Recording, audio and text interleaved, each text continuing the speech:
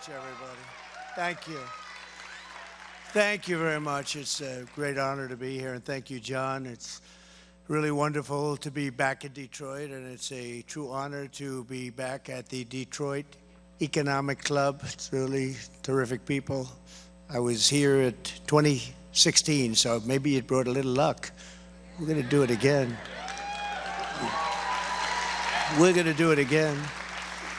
Before we begin, I want to send our love to everyone affected by the hurricane. As you know, it was a rough night, and who would have thought a lot of things happening at one time? But that's just ripped through Florida and also the people of North Carolina, Georgia, Alabama, South Carolina, Florida again, and Tennessee for what they went through with Hurricane Helene. We had quite a combination. I'd like to congratulate governors of Florida, Ron DeSantis, Governor Brian Kemp of Georgia, and South Carolina, Henry McMaster. They were really hit hard, and they've done really a fantastic job. The federal government, on the other hand, has not done what you're supposed to be doing. In particular, with respect to North Carolina, they've let those people suffer unjustly. And we're praying for all of those who lost a house, or much more importantly, a precious loved one. And there were many, actually many in Georgia and North Carolina. Florida will rebuild and come back strong. It always does. I look forward to returning very soon. We'll be there very soon. And okay, now let's get to the reason that I'm here today. I think you're going to find some interesting things, both good and bad, but we make the bad into good. That's what we like to do. It was just announced that inflation came in substantially hotter than expected last month, double what was predicted, with much of the gain coming from food prices going up, rent and housing costs going up, and car prices going up. Interest rates, as you know, are also a big factor. They're very high. They've gone from 2% when I was in office to 10% now, and you can't get the money. That means it's much higher than 10%, which really kills the American dream for young people. We have a lot of young people here, a lot of college people here. The fact is that the Federal Reserve brought the interest rates down a little too quickly. It was too big a cut, and everyone knows that was a political maneuver that they tried to do before the election, but they did the wrong thing. It was totally a political decision, and inflation has started to rise. 4 years ago, when I left office, we had no inflation. We had virtually, just think of it, we had virtually no inflation for the entire 4 years. So when people made money, that was really their money. It wasn't money that they have to give back to a source that they know nothing about, including government. Under Biden and Harris, because of inflation, the economy has been a total disaster. But Kamala says that she can't think of one thing that she would do differently. She said that 2 days ago in a very unfortunate interview for her. And there are many people saying, in particular, highly respected analysts like Scott Bessent, one of the top analysts on Wall Street, that the only reason that the stock market has gone up is because Donald Trump is doing very well in the polls, and it looks like he's going to win. A lot of people are saying that. Who knows? But a lot of people are saying that. The only way to end this suffering is to vote for change this November, because what we're doing as a country is very bad. We're being scoffed at and laughed at all over the world. The other big news is the fraud committed by 60 Minutes and CBS, together with the Democrat Party, working together with them, which will go down as the single biggest scandal in broadcast history, I predict. It's a big story. I don't know if you've seen it yet. Happened. They learned about it yesterday evening. The real answer of Kamala was very crazy or dumb. Nobody knows what, but it was bad. So they actually replaced it. Think of this. They've never done that for me. They actually replaced it with another answer, having nothing to do with what she said before.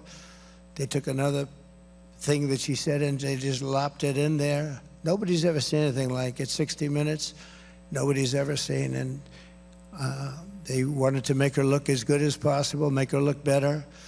A big problem in our country is the fake news. We have such fake news. I mean, I've had a recent thing where, as an example, an Obama disciple named Peter Baker, he writes for the failing New York Times, he wrote a piece about me. And just one of the many things he said that was wrong, but he said that I would go around saying that I was honored here years ago as the Man of the Year or whatever. And I talked about how your car industry, this was long before, many years before I ran for president, maybe 18, 20 years ago. And he made the statement that that never took place, that honor never took place. I was never honored here, which was quite insulting, actually. And I didn't remember the specifics of it. It was 18 or 20 years ago. But he said it never took place. Very much like Kamala, she said she worked at McDonald's, and she didn't. And I didn't want to get into that, so what I did is I asked my people, you gotta find it. When? It was like 19 years, 17, it was a long time, but I was honored. And guess what they found that I was?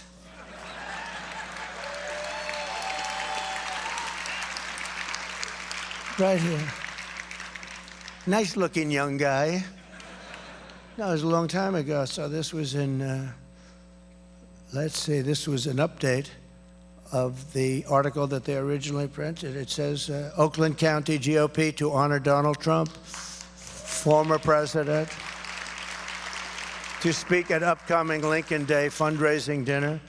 And it says down here, the county party gave Trump the Man of the Year award at the dinner too, and he was honored as Man of the Year. So here's your article right here, Oakland Press, Oakland County GOP to honor Trump. And I have a man in the failing, fake New York Times, disgraceful paper. They ought to be ashamed. They make, whatever they say, believe the opposite. Who knows how long they're going to be around? It's killing our country, this kind of stuff. It's killing our country. It's really terrible. I want to thank the president of the Detroit Economic Club, Steve Gregorian, who's a very wonderful guy, as well as Congressman John James, Ambassador David Fisher, Michigan Senate Republican leader Eric Nesbitt. Thank you, Eric. It's great. Where's Eric? Thank you very much. How are we doing? I hear we're 4 points up. Well, how are we doing? Huh? Yeah, she says at least. Thank you. Michigan House Republican leader Matt Hall, a very good guy. Thank you, Matt. Thank you. Is John there? John James? Where's John? He's doing well. We have some good people here. Chairman of Michigan Republican Party, Pete Hoekstra. Pete, thank you very much, Pete. And a very special man, a great guy, Dr. Masad Boulos. Many of you know him. He's a very successful man.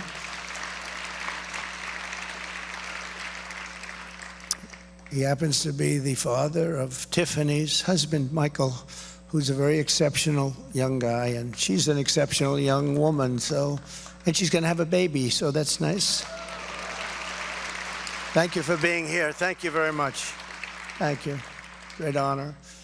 And many other distinguished guests. And we have some very, very distinguished Democrats in the room, too, and I really do appreciate you being here. That's very nice. Thank you. There'll be a day when we're going to work together. I hope we're going to be able to work together. That would be great. Good for everybody.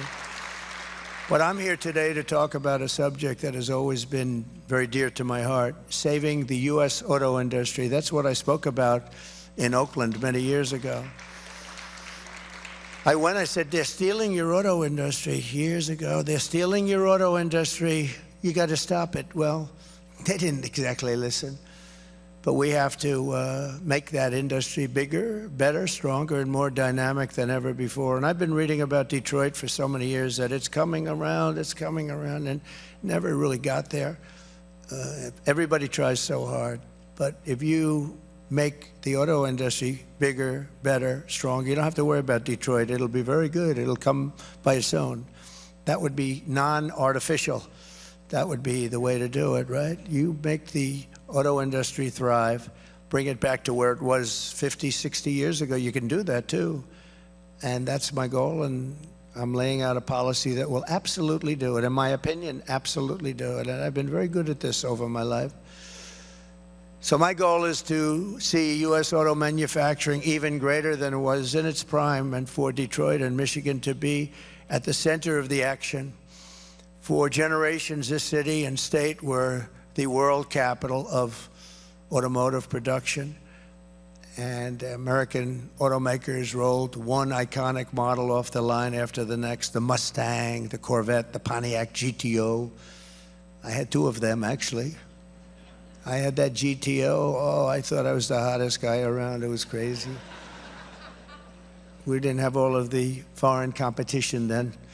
You were so proud to have a Corvette. Oh, if you had a Corvette. I never got a Corvette. I tell you, I feel I was left behind. But I had my GTO. I was something, man. I'd put that top down. See, in those days, I didn't mind when the hair waved. I'd go fast, and that hair would be waving, that blonde hair, and I'd say, who the hell can take me? Nobody. Today, I'm a little more careful. I want it to be. I want to cover up that little area up there. It's a little bit soft up there. Cover it up. No, it was great. But you did. You had the greatest product. It was just fantastic. And right here in Detroit, Americans invented the muscle car and the minivan and the family SUV, so much. And along the road, you made the American automobile an inseparable part of the, and it was inseparable, of the American dream. It was part of the American dream. But after decades and decades of Michigan auto workers giving our nation their very best, our leaders in Washington did their very worst for them. They were terrible. You lost nearly 4 million manufacturing jobs after globalist politicians gave us the twin disasters of NAFTA, which I terminated, and China's entry into the World Trade Organization. That was a very expensive two things. Nearly 250,000 jobs were destroyed here. Right here in Michigan alone, think of it, 250,000, 250,000 jobs, including 40% of all of the auto jobs. And then it got to be much higher than that. Detroit was decimated as if by a foreign army. This was a foreign army invading us, but it was an army of business people, very brilliant business people, that took the candy out of our pockets just like you take it from a baby. That's how easy it was for them. Factories were left in ruins, beautiful hotels and theaters crumbled. More than 80,000 homes were abandoned. You see it outside. By the time I came into office after our victory in 2016, the Michigan auto industry was on its knees begging for help, gasping.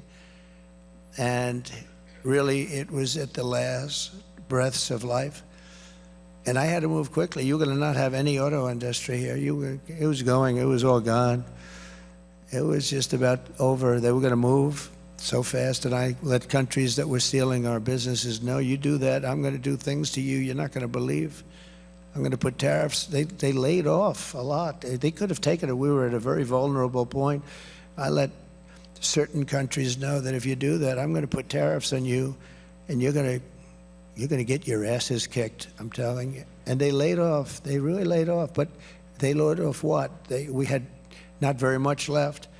So just as I promised, I withdrew from the job-killing Trans-Pacific Partnership in my very first week. And the reason I did is that would have absolutely destroyed your auto industry. You would have had none left. It was a disaster.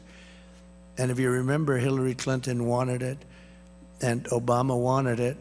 And then after she read the facts, when I did it, she came out against it because she said, he's right. She was totally in favor of it. But when she came out actually and agreed with me, and she said, I'm also against it. But I was there. It's sort of like no tax on tips. And then 2 months later, Kamala came out, no tax on tips. And it didn't play well for her. Didn't play well for Hillary either, obviously.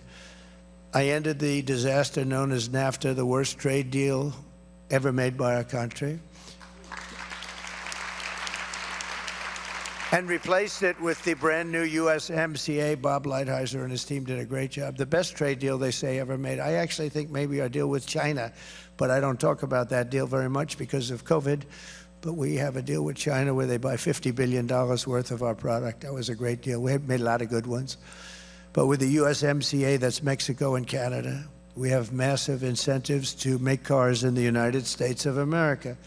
I renegotiated Obama's Korea trade deal, which was a disaster, to fully restore the protective tariff on foreign pickup trucks. You know, the auto industry in this country makes most of its money from the pickup truck. Who would think, right?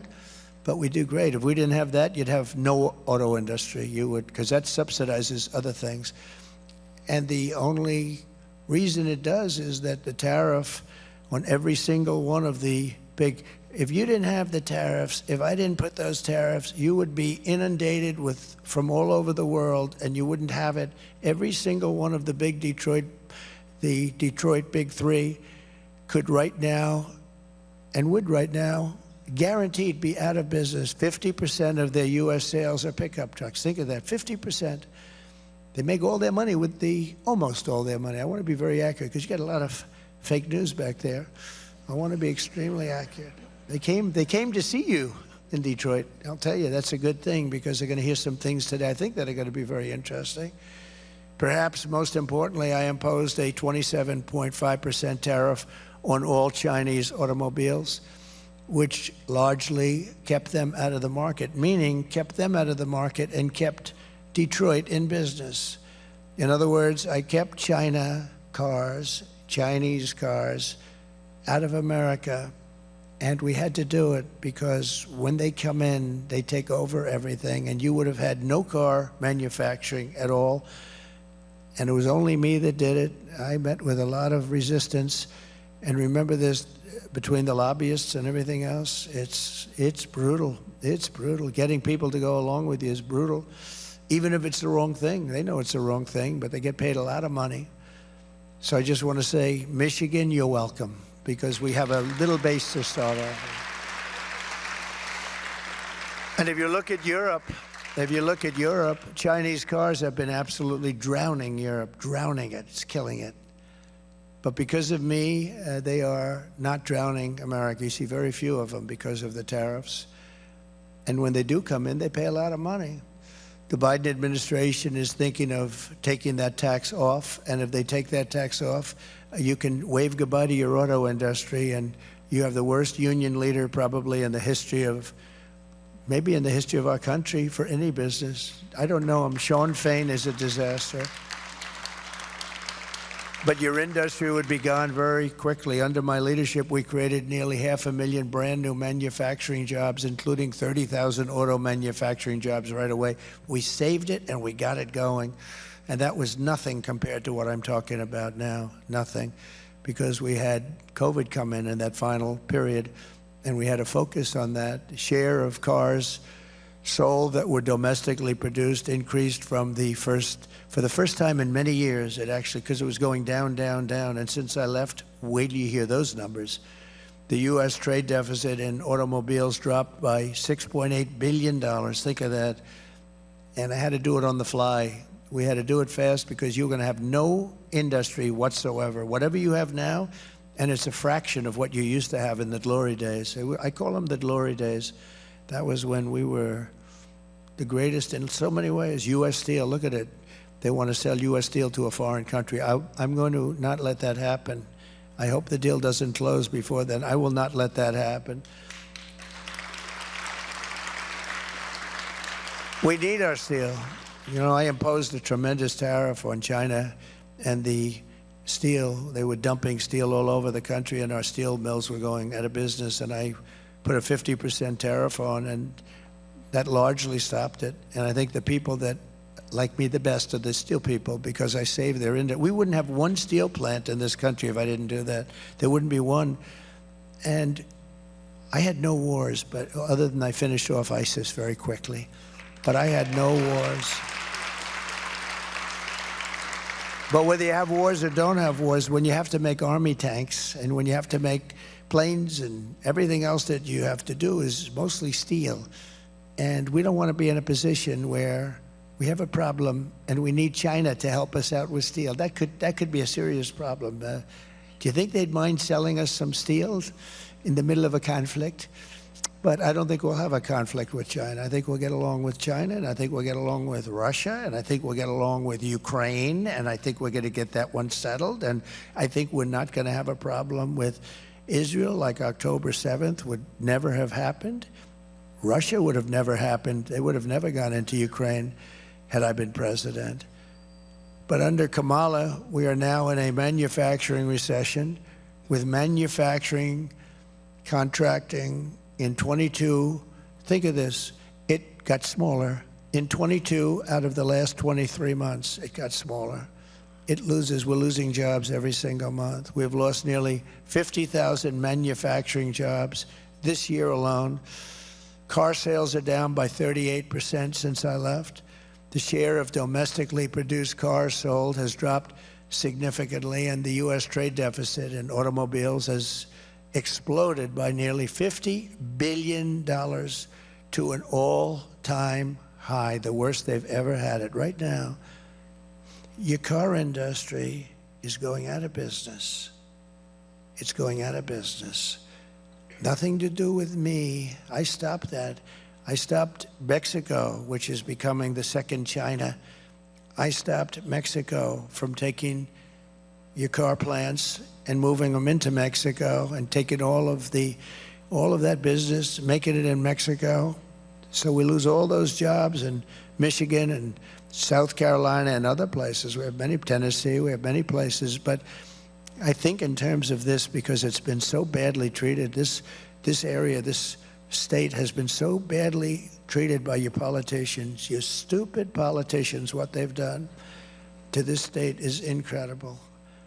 And it would have been easy to stop, but half of them are paid a lot of money by a lot of a lot of people that don't care about the country. They care about how much money they're going to make, including lobbyists and others. Make a lot of money. You ever see the money the lobbyists make? They make a lot. But they give a lot of it away. I wonder who they give it to. But we're not going to allow this horror to continue. The 4-year-long nightmare for the American auto worker ends the day I take the oath of office, January 20th, it ends.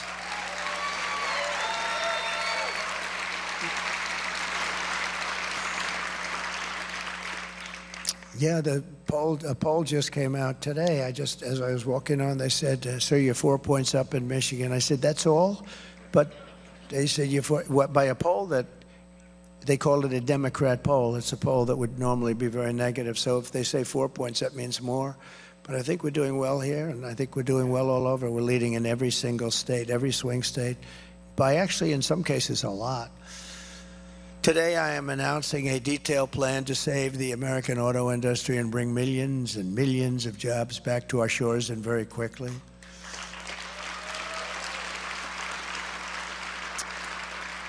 If you vote for Trump, and you will see a mass exodus of manufacturing jobs, but from Mexico to Michigan, from Shanghai to Sterling Heights, and from Beijing to right here in beautiful Detroit. Wait till you see Detroit. And they'll also be going to places like South Carolina, Tennessee, and others. We have a lot of car-making states, a lot of parts-making states, too. And our car industry will have a renaissance, the likes of which we have never seen before in this country. We have never seen since the golden years. It's my goal to get our country on an automaking path where at some point in the near future it will be bigger and more important than it ever was, and even in its heyday. Many years ago, it was unbelievable. I think we can be bigger and more important because we have some very, very great assets. And this is very personal for me. Personal. One of the reasons is because I've been talking about it for 20 years. I can't believe it happened. That was when I was honored, that's all I talked about. I was watching this happen. It was, at that time, Japan. Japan was just taking our cars like we were a bunch of babies. I always say candy from a baby. That's how easy it was. Now it's Japan, but it's China, and it's a lot of countries. This was one of the biggest reasons I ran for president in the first place. You know, it was probably the auto industry that was most abused. You were the most abused. There are a lot of industries that are abused. We stopped it, but now I could put the brakes on. Not only stop, I now know the game a little better. You know, I had never been a politician before. I got to the White House. I said, yeah, I've never done this before, but I had to learn, and I had some great people. Bob Lighthizer was great, our trade representative, but we had some people that I didn't like, I wouldn't have picked in retrospect. We had some clinkers, but you have to understand, I just got there. I was only in Washington 17 times, and I never stayed over.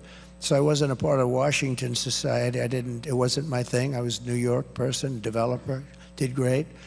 And I knew New York, but I didn't know Washington. So I had to rely on people. Sometimes I'd rely on rhinos, and that's what I'd get. I'd get a rhino, and that wasn't so good. But we had mostly great people, but we had some ones that I would not have again. And we're going to finish the job that we really brilliantly started, because we had numbers that the ambassador gave you some of them. I don't want to bore you by going through it, but he gave you some numbers that were unprecedented. I intend for the triumph of the American auto industry to be among my greatest legacies. I want it to be a legacy.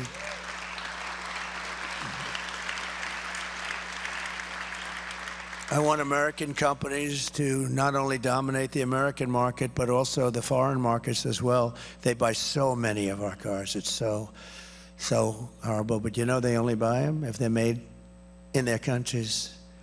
China, I don't object. Look, President Xi was, and I would say is, a very good friend. We broke up a little bit. You know the way friendships break up? A thing called the China virus broke us up. I think that's understandable, right? Cost the world about $50 trillion and tens of millions of lives all over the world. I think that's a reason. But no, I've always had a very good relationship with him. Very, very strong, smart man. He's strong and smart, meaning he wants to take your auto industry, and so does every other leader of a country. They want to take your industry, all of our industry, and we're not going to do that. We won't let them play that game, and it's not even hard, and you'll understand that in a moment. I want German car companies to become American car companies. I want them to build plants in America. Otherwise, I'd rather not have their cars here. Instead of American workers worrying about losing their jobs to foreign nations, I want foreign nations to be worried about losing their jobs to America. That's going to happen. Going to happen. Going to happen. And I hope the Democrats will go along with us, but we'll get it done one way or the other. I hope they're going to go along with us. It's so good. It's like so many things they don't, like voter ID. Why aren't they approving voter ID? Democrats don't want voter ID. You know why? Because they want to cheat. But they don't want to, I say, oh, they don't. When I first thought, I thought I was seeing things. I thought I was like, I didn't hear that when I first started this whole, that say, the Democrats will not approve voter ID. And it's only gotten worse. Gavin Newsom, the governor of California, just passed a bill, he signed a bill that you're not even allowed to ask anybody whether or not they have voter ID. Not only can't you use it, you can't even ask. I think it's a crime or something. I could ask the Secretary of State. No, I think it's a crime. I think it's a crime if you ask somebody, do you have ID, voter ID? Let's lock that guy up. In other words, it's not a crime to vote illegally, but it's a crime to ask whether or not. There's only one reason for that. You know the reason? Cheating. They want to cheat. It's only one reason. It's crazy. No country in the world has a policy like that. Mail-in voting is all gone all over the world. All these things that we still fight over, they're all gone. So we have to win a big election, and we're going to straighten it out. But we got to straighten it out, because you have two things. You have borders and you have good elections. You got to have them. And it would be nice to have a free press, which we don't have at all. We have a terrible press. But those three things we have, and we have to straighten it out. So here is the deal that I will be offering to the world, to companies outside of our world, big companies, powerful companies that have become powerful because we were stupid. We were stupid. We allowed them to come in and raid and rape our country. That's what they did. Oh, he used the word rape. That's right, I used the word rape. They raped our country. The United States will give you the lowest taxes, the lowest energy costs. We have more liquid gold under our feet than any other country in the world, and it's the best. It's the best. We have the most, and we have the highest quality. We have the lowest regulatory burdens, and they were going to be made low. You know, I cut regulations more than any president in history. In a 4-year term, I cut more than any president by 4 times, they say. 4 times. I let the country do what they have to do. A lot of those regulations have been put back on by Crooked Joe and by Kamala, and it angers me so much because it's so bad. People shaking my hand backstage, sir, we had the best 4 years we've ever had, and now they're dying. They think they're going, so many people tell me they're going out of business now. And free access to the best and biggest market on the planet. We're going to give anybody that comes in free access to the best and biggest market anywhere on the planet that's here. But we got to keep it that way, because if we keep going like this, we're not going to have the best or biggest market for long. But only if you make your products here in America. In other words, you get all of these assets, but you have to make your product here in America, and you have to hire American workers. And if these companies don't take the deal, you know, we're lowering the taxes way down, then they'll have to pay a tax or tariff when they send their car or product into the United States, and we will use the hundreds of billions of dollars in tariff dollars to benefit the American citizens and pay down our debt. In short, a period of time, it's going to be very quick. Think of it. In a short period of time, our deficit of about $1.8 trillion, I've heard it was $2 trillion. It's never been anywhere close to this, by the way, $2 trillion a year, will be reduced to practically nothing, and eventually our country will be making substantially more money over and above cost, and we will start a massive debt reduction and also further tax cuts. In other words, what I'm doing is I took it from almost 40%, your taxes, I reduced them to 21%, so that small corporations, everybody, even inheritance tax or a death tax, if you have a small business and you want to pass it on to your son and daughter, if you love them. If you don't love them, I would say just don't even bother listening to this part. Is there anybody in the group that does not love their children? Where you want to raise your hand and say, sir, please don't waste our time with this. But on the assumption you want to leave it to your children, then you have no estate tax or death tax. They want to end that immediately.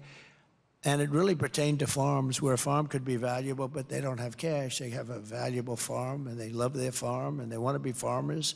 It's a great way of life. People love it. They wouldn't want to do anything else, but they're left the farm, and then they have to pay a tremendous tax, and they borrow the money from the bank, and within 2-3 years, almost, I guess, 62% of the time, they say, they end up losing their farm to the banks. I got rid of that. There's no estate or death tax at all for the farmers and small business owners. So they want to end that. This is a big deal. But I brought it down from almost 40% to 21%, and that makes us very competitive in the world. Don't forget, the world is like states used to be. The world, people will take their businesses, and they're loyal to their stockholders. And in many cases, the people that run the big businesses are not American. They couldn't care less for our country. They follow the dollar, or they follow, we better keep them following the dollar, by the way. We're going to keep them following the dollar. That'll be another thing, because we're losing that fast. We are losing that fast. But we're going to bring it down, and we brought it down to 21. That made us competitive. Not the best at all, but competitive. Now I'm bringing it down to 15%. But that's totally subject to you building your product, making your product in America. And I had calls So we're getting it down to 15, and now you're just about the most competitive, other than certainly for a big country, but you just about the most competitive at 15. That's the beauty. They're going to all move back. They're going to all move back. They're all coming back, and then we're going to protect them so they don't get hurt with tariffs on people that aren't building here, and they're going to come in, and they're going to build here because they don't want to pay those stiff tariffs. So we will build this policy, and it's called Build It in America plan. It's Build It in America because when foreign leaders and CEOs call me up to complain about our tariffs, my answer will be very simple. Build it in America. You don't have any tariffs. Build it right here in Detroit. You don't have any tariffs. Build it in Dearborn or Lansing or Grand Rapids or Flint. You don't have any taxes. You don't have any taxes or tariffs or anything. So we're going to take that. We're going to take that. Remember, we started at 40. Everyone said, you'll never get it down to 30. I got it down to 21, and that caused the biggest renaissance in the history of our country. We had the greatest period of success in the history of our country. We did more revenue at 21% than we did at close to 40%. People were going wild. Businesses were flourishing. Small businesses were going through the roof. Big businesses, I was allowing them, they'd have hundreds of billions of dollars. Apple, as an example, they brought in hundreds of billions of dollars. We had restrictive covenants where they couldn't bring money back into our country. Two reasons. The tax was too high. It was so ridiculous. Nobody would do it. You had to pay a 50, 60% tax, so you bring money. So they said, well, we'll just leave it there, and we'll develop in Europe or Asia, wherever the money was. But think of this. We brought in trillions of dollars because I made it possible. I made the tax rate fair, reasonable, like a reasonable person would bring it in for a reasonable tax. And also I made the bureaucracy very easy. They had to hire 4 different law firms to get their money back if they wanted to bring it back. So what I'm proposing very simply then is a 15% made in America corporate tax rate, cutting it from 21% all the way down to 15%, but only for those who make their product in the USA. It's very simple and beautiful. And I was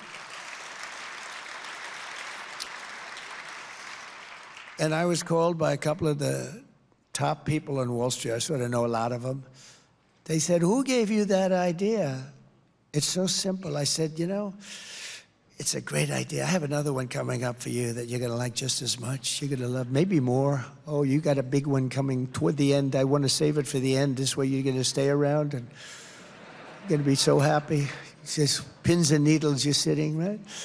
No, I have one coming that I think is just incredible. But this is something that is going to revolutionize our country, because it's not only auto companies, it's also others. But I think in particular, this is going to be something that is going to really lead to the renaissance in Detroit and in our country, but in Detroit.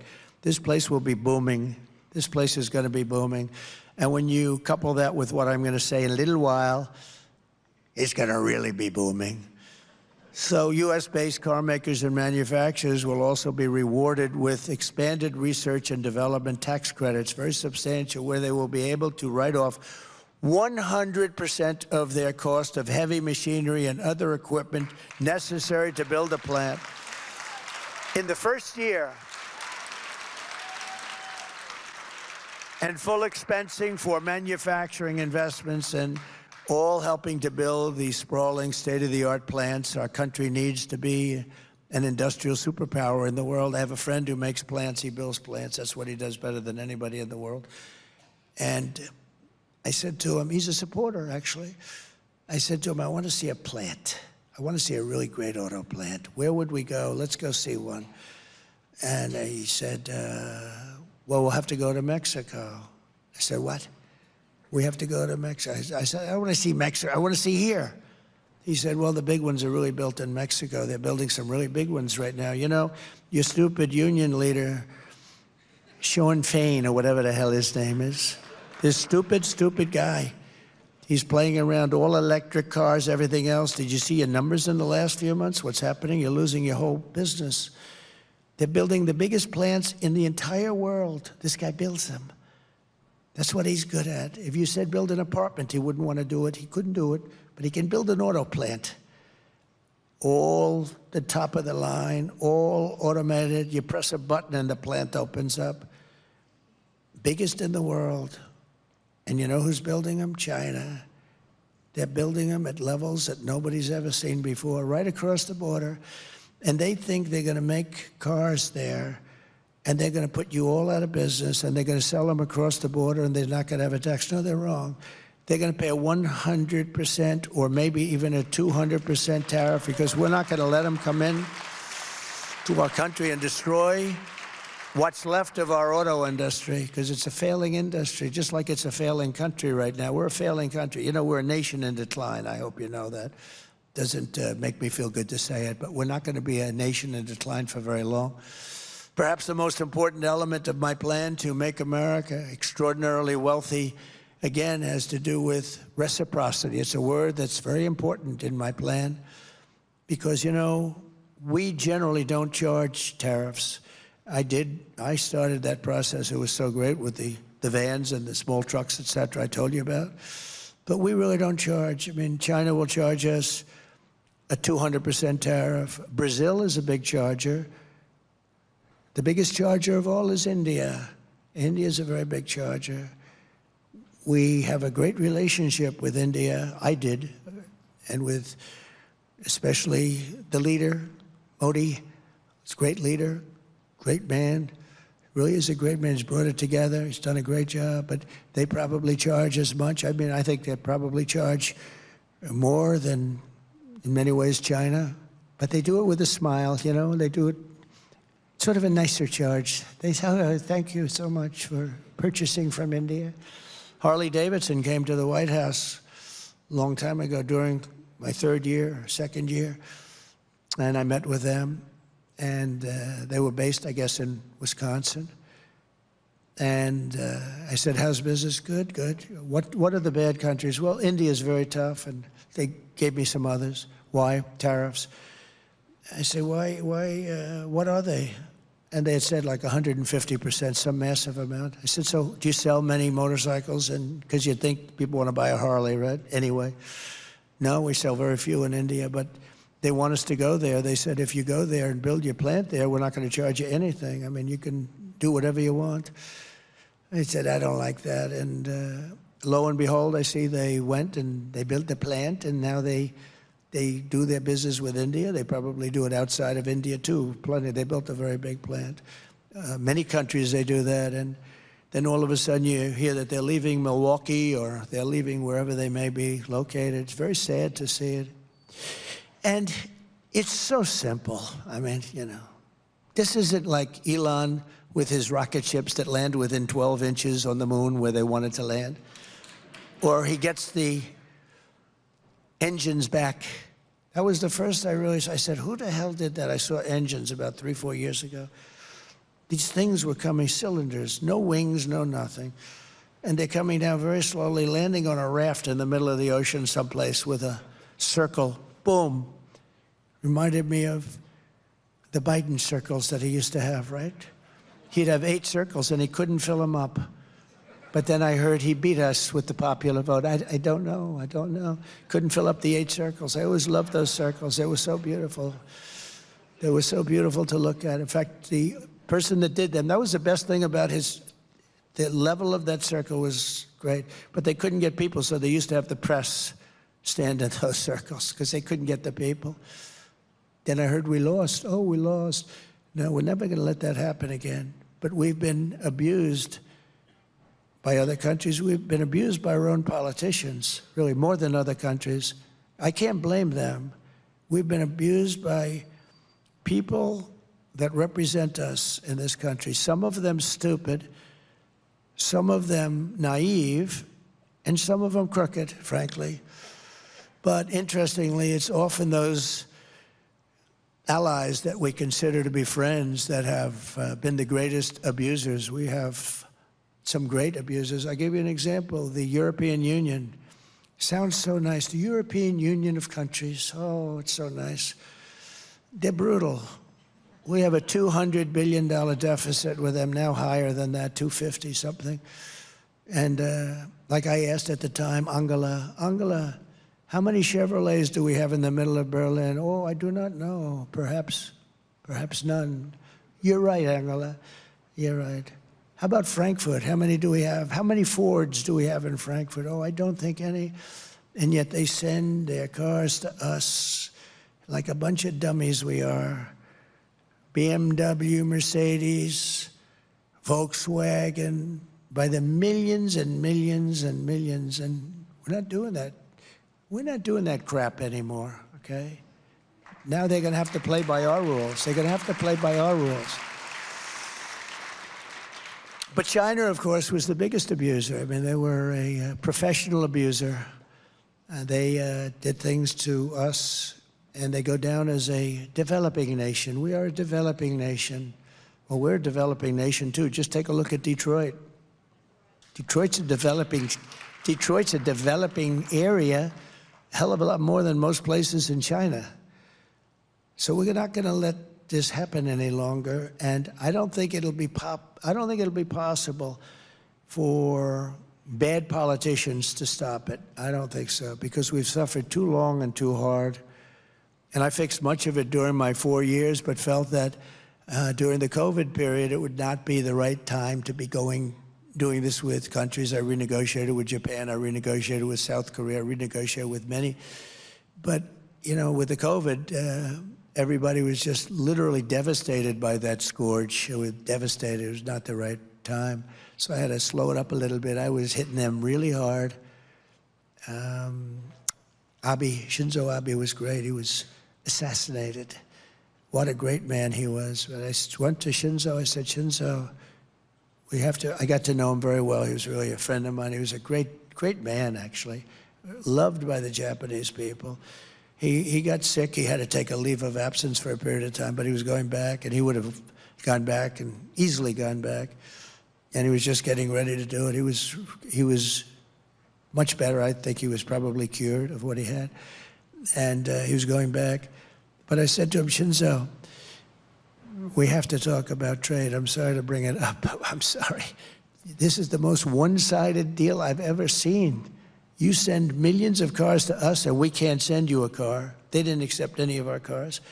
You send all of your farm products to us, and you don't want to accept our farm products. I'm sorry, Shinzo, we're going to have to negotiate something. He looked at me and goes, I know. I said, what do you know? He said, well, I know that you were going to be coming back to me, and I know that it hasn't been fair. I said, well, how did it happen?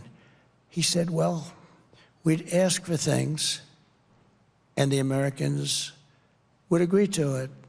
Your representatives, your presidents, Republicans too, by the way. I'm not talking just Democrats. He said we were friends. He would say this. I probably wouldn't say it if he were around, because it's not very nice, but he told the truth. I said, how did you get these deals? He said, we would ask, and they would approve. And we were amazed ourselves, but I knew you'd be coming to see me. And I said, I have to see you, Shinzo. And we made a new deal with Japan, but we were stuck with an old one, so I couldn't negotiate as good as I normally would. But we made it palatable, and we were going to really make it palatable when this one came up. But he was great. But he looked at me, I'll never forget it, quite. He said, he called me Donald. Donald. I knew that you would be coming back because I knew that you understood it. But he also said that other people didn't. It was, actually, it was quite sad, actually. And it's that way. I would look at these deals and say, who negotiated these deals? They were so bad. It's amazing that we even exist, but we have 36 trillion in debt. We do have 36 trillion. We can't forget that. So it's not like, oh, gee, that's been, we've been a little bit unlucky or something. No, we've been just, for years and years and years, we've been accumulating. We'd have these deficits that are monstrous. We had 5, 6, 7, 800 billion deficit with China, just alone with China. And today it was announced we have the highest deficit we've ever had, almost $2 trillion. Think of that. We have and we have the highest deficit we've ever had with China, and that won't last long. It's not going to last long. We'll be able to do something about it, because China wants to do business with us, but they think we're stupid. They think we're stupid people. And then they see our president, and then they see a person that is representing the Democrat Party and got no votes and was the first one out. She was the first one out. Think of it. She was the first one out. She never made it to Iowa. 22 people running, and she was the first one to quit. And now she's running, and it's all right. But nobody's ever had to run against two people before. First, I had to run against him. Then we had the debate, and his numbers weren't good, and he, looked like he was going to lose. So they said, "You're going to lose, and we want you out." And eventually, he agreed to go out. He didn't want to. He's a very angry man, by the way, and he hates her. And then it was a question. They have a person in the state who some people talked about. They had a lot of people, but they had about 12 people, and they put her in. 12 people plus her. She was number 13. She was rated number 13, too. There had 12 people that they wanted more, but they didn't want to be politically incorrect, and they chose her, and we're running against her. But if she gets in, it'll be a disaster for this country. Basically, if a country or any country is charging us tariffs, very important, reciprocal. If they're charging us tariffs for a certain product, or tariffs at all, if they're charging us tariffs at all, which almost all of them do, then we will likewise charge them tariffs, and we will quickly reciprocate. In other words, we have countries that are charging us 150% tariff, and we charge them 2%.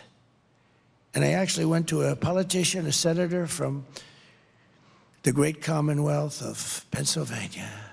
You'll figure out, because he wasn't able to run because I wouldn't endorse him, because I called him the anti-tariff person. I thought he was not a bright person. And he was one of the few that said, no, we cannot charge tariffs. I said, but they're charging us 150%.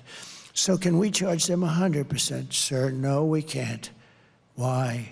It's not free trade. I said, really not free trade? Well, what about them? No, sir, it's not free trade. Can we charge them 50? They're charging us 150. Can we charge them 50? He goes, no, sir, it's not free trade. I said, you're either the dumbest human being I've ever met, or you're a crook. One or the other. And he's no longer a senator. He decided not to run. But I think it was a disgrace. I had a lot of problems with him. But basically, one of two things will happen. They're going to call us, or I will call them and say, look, we can continue to play this game, or we can save a lot of energy and pain and bookkeeping, and we'll just all drop the tariffs, right? We'll just all drop the tariffs. Or we can get paid royally every time a shipment of their goods comes to our shores, and we'll make a lot of money. One way or the other, we win. But it's reciprocity. Will probably, I think for the most part, they're going to drop the tariffs. Right now, they're not going to drop them. We have countries that are charging us 100%, 150%. Think of it. And we charge them nothing. It's been a pillaging of our country. It's been a terrible, terrible thing. This has been going on for a long time. I started changing it a lot fast. I changed it with a lot of countries. There are a lot of countries don't like me. I get always bad publicity. This one doesn't like me. Germany doesn't like me. A lot of countries don't like me. They say, who do you like better, Sleepy Joe Biden or Trump? Oh, I like Biden better. Yeah, because he let them do what they're doing. He doesn't have a clue, the guy. He just goes to sleep at 4 o'clock every damn day. He doesn't have a clue. And he's destroying, they're destroying our country. You see, that's the real threat to democracy, stupid people. That's the threat. Our biggest threat to democracy is stupid people.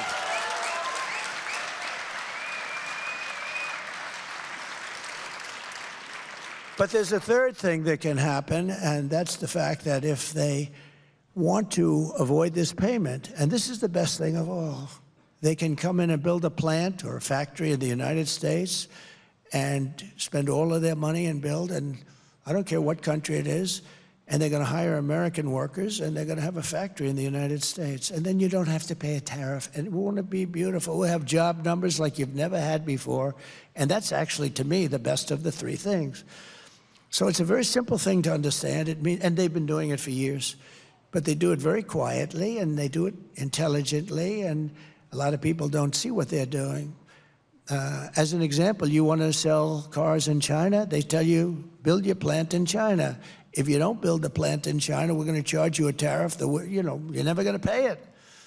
So a lot of people go over to China and they build their plant. The only question I have is, where do we stop with reciprocity? Because frankly, we have much more to offer.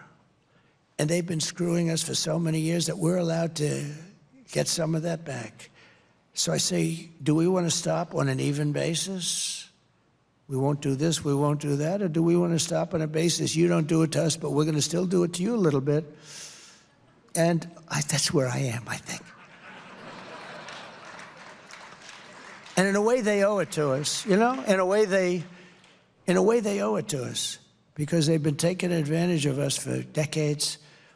And in a way, and it's injured us. We're injured. We're an injured country from trade.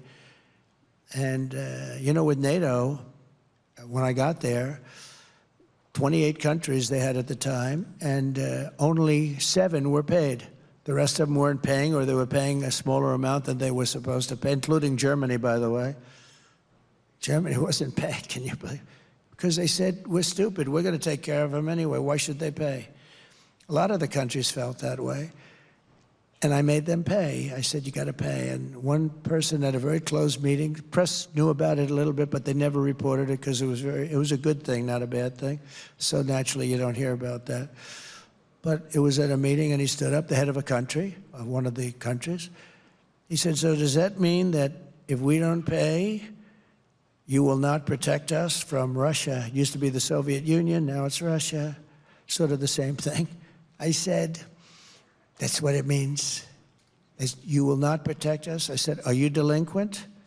Yes.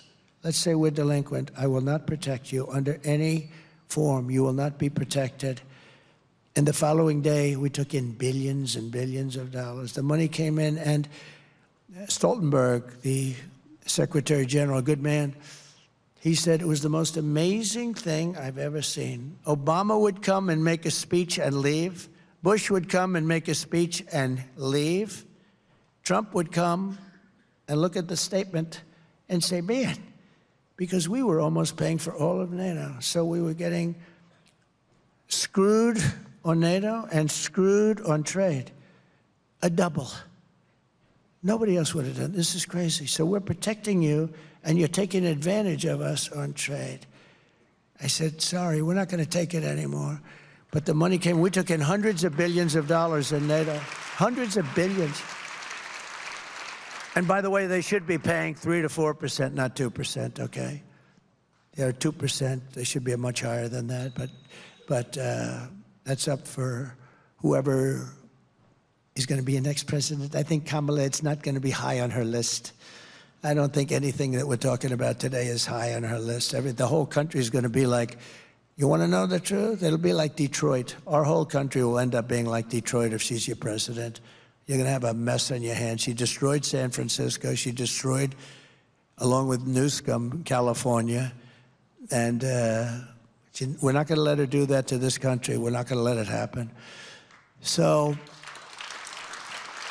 we are the piggy bank that everyone wants, that someday we will continue along the path. We've been, really, it's been an amazing path. It's been a horrible period of time, but almost the last 4 years, we will be, I will tell you that if I get elected, we will be a piggy bank stronger than ever before, but we will be a fool no longer.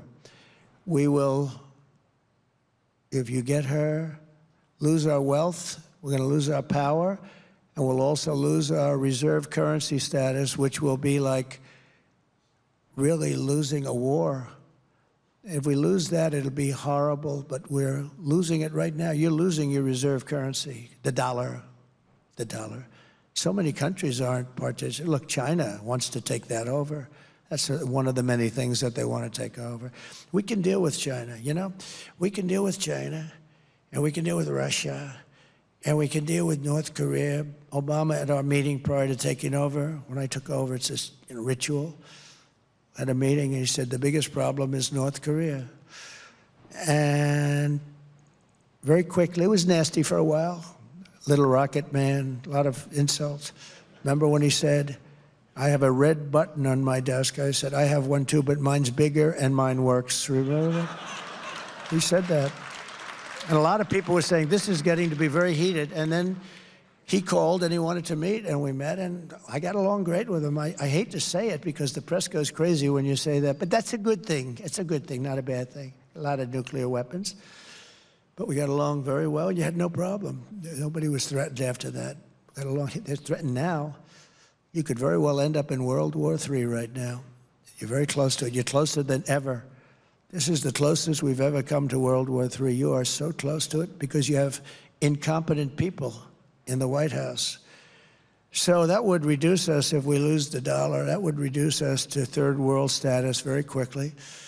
But again, I would come into play, and tariffs would come into play, and I'd call those countries that want to stay away, but they do business. They come in and they take our money and they take our jobs like just so easily.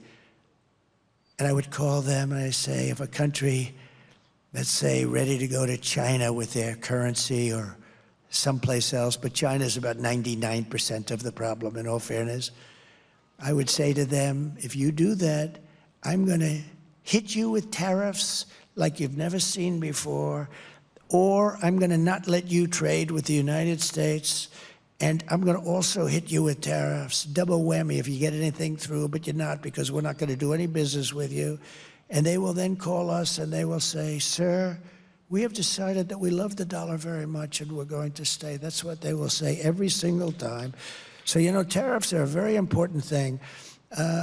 They need a PR agent to straighten out that word. If I was Mr. Tariff, I would say, please get me a PR agent. I have to straighten out. It's one of the most beautiful words in the whole world. It's going to make us wealthy again. The other word is reciprocity. It's going to make us wealthy again. We're going to be a very wealthy country very quickly, very, very quickly. You know, our greatest wealth probably proportionately was in the 1880s and 90s and the early 1900s, where we had so much cash, they would set up committees. They didn't know what to do with their wealth. We had such wealth in this country. They didn't know what to do with their wealth. They had no, they would set up, we had so much money, all from tariffs. There was no income tax. And then they went to the income tax stuff, and it was a whole different story. Then you had the Depression. A lot of people said, oh, tariffs maybe caused it. It wasn't. Tariffs came in 1932 after the Depression. They tried putting tariffs on to see if they could save. They said, we got to save this thing. But it was long gone. It was gone. I will do this with each and every abandoning country if they abandon us, meaning they abandon our currency. And our reserve currency will be stronger than ever before. We'll have everybody in there. Everybody will be happy to be in there, including China. Because I'll tell China the same thing. If you want to play games with us, we're not going to trade with you. You know, they make $1 trillion a year with us. They built our military. They make so much money. I'll say, we're not going to do any business. We'll go cold turkey. A lot of people would like to do that anyway. But we're going to go cold turkey, and we're going to go with 100% and 150% tariffs. So if anything does get through, you're going to have to pay tariffs. You know, China is very smart, I'll tell you. When I put the tariffs on the steel, they were very unhappy, but they didn't tell me. They said, it doesn't matter, we're China. I said, oh, it doesn't bother them, so then ask them for more. That was my initial reaction. We started at 25%.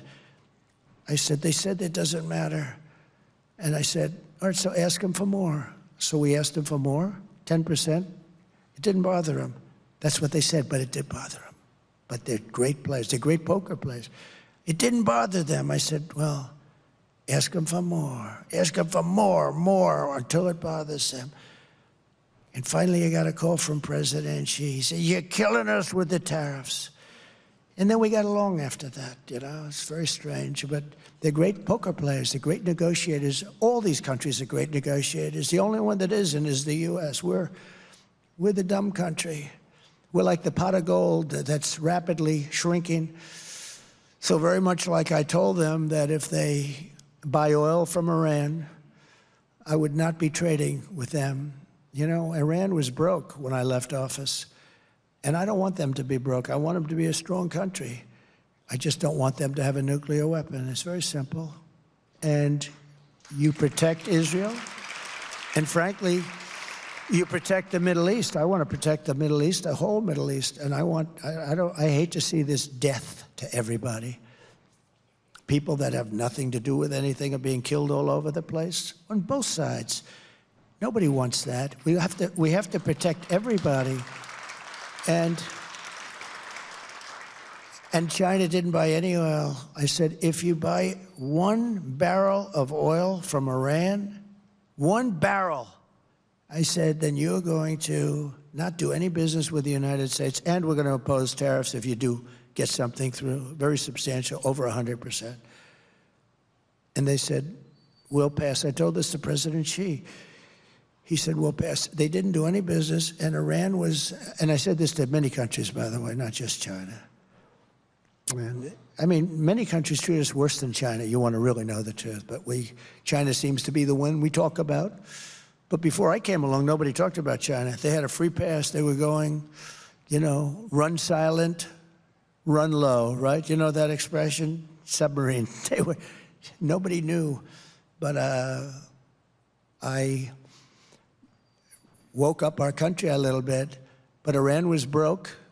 They had no money for Hamas or Hezbollah, and I didn't want to see them broke. I want them to be thriving, but I just had to negotiate. The only problem was, he was the only problem. The election took place, and it was very shocking to a lot of people. And when they took over, they didn't do anything. They didn't do anything. They actually did the opposite. They allowed everybody to go and buy oil. They allowed everybody to do all of those things, and Iran became very wealthy again. They now have $300 billion in cash. They're very wealthy. They control Iraq, which was a stupid move, going Iraq. I remember I said, don't do it, don't do it, don't do it. But I said it as a civilian. Then they did it. I said, okay, you've done it. Keep the oil. They didn't do that either. So we go in, we blow up countries, and then we leave. We got nothing except dead people all over the place on both sides. How stupid are we? That was a Cheney deal and a Bush. How stupid are we? Not just Democrats. It's both. I'm equally angry at both because we have humanity to think about also. You do. You have humanity to think about. And all of these things, they should have never happened. Ukraine should have never happened. October 7th should have never happened. If you had smart people at the White House that knew something, a little bit of something, it wouldn't have happened. Think of the world, how different it would be. You wouldn't have Ukraine, Russia. You wouldn't have had October 7th. You wouldn't have this horrible thing that's going on. You wouldn't have had inflation. You wouldn't have had the worst, most embarrassing day in our history. We were leaving Afghanistan. I'm the one that got him down, but I would have kept Bagram. You know why I would have kept Bagram? It was 1 hour away from where China makes its nuclear weapons. 1 hour away. So you see, the ideas and the policy are important, but the most important thing of all is the messenger. Because I could give that same message to a stiff, and it wouldn't resonate at all with the other side. You have to have the right messenger. Somebody said, oh, we love Trump policy, but we don't like Trump. I think they do. They said that women don't like me. I think women love me because they want to be safe. And with me, they're safe. With other people, they're not safe. It's true. It's true.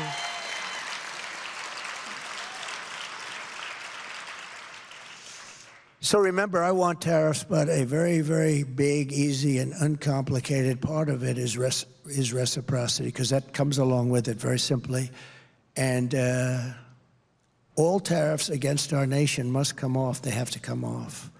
They got to come off immediately, because we're going to meet them with an equal tariff, and they will come off for the most part. But if they don't, they have to pay a big price. So next, in addition to this rather easy thing to understand. By the way, does everyone understand this? Does everybody? Do you understand? Is there anybody that doesn't understand it? Would you please raise your hand? Raise your hand. Does anybody not understand it? See? How simple is that? I'd like to see the person. I really don't, sir. Then they have a front page story. Then we had a couple of dummies in the room. But we will implement further protections for critical industries that are fundamental to our national interests, and those include, above all, steel and the car industry. The car industry is critical to us. We can't fight a war if we can't make cars and trucks and engines and transmissions and drivetrains. Surrendering our car industry is not an option. We have to make our car industry brilliant again. We have to make it bigger. I'm going to make it bigger than it was ever before. Now, I'm going to make it very quick it's going to go, but to bring that to that level, I guess I'll need a little more time, but I won't have that time. But I'm going to hand it over to people. We're going to make this country so strong, and it's going to be so much easier to run. And I think we're going to end up actually having a lot of support from the other party. I really believe that. I think it's too basic. It's too basic.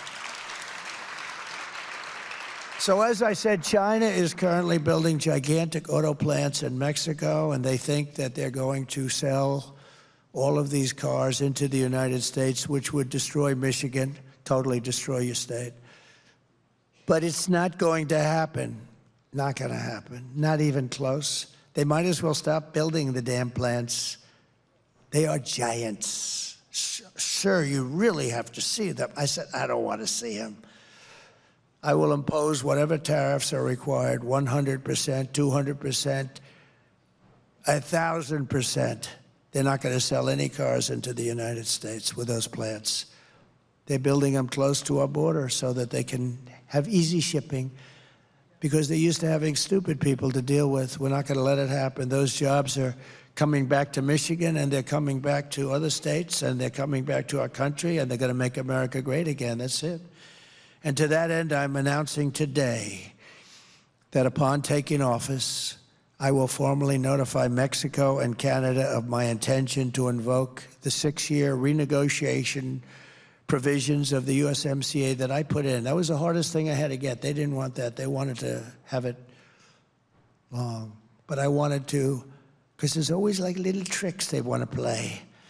I said, nope, I want to be able to renegotiate in 6 years, otherwise we're not making the deal. And I got it, and it's coming due very soon. Oh, I'm going to have a lot of fun.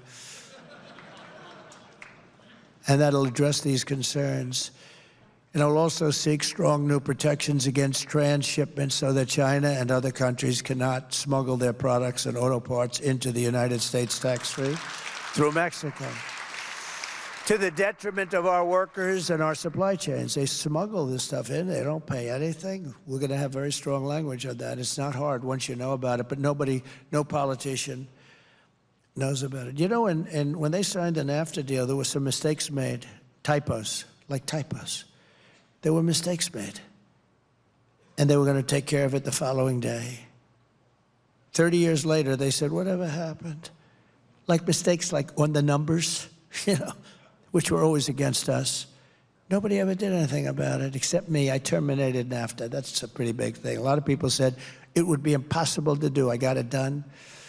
And we have a great deal now. What we have to do is make it much better even. And we'll be able to do that very shortly. But while I have the Build It in America plan, Kamala Harris has the Build It in China plan. This is really a Build It in China plan. She's going to destroy our country. Her plan is so stupid.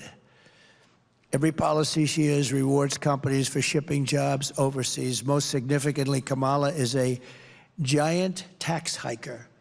The tax queen, they call her, is demanding a shocking, to be honest with you, after watching her on 60 Minutes and on watching that horrible statement that she made, they call it a word salad. I don't really like those words because it was really worse than that.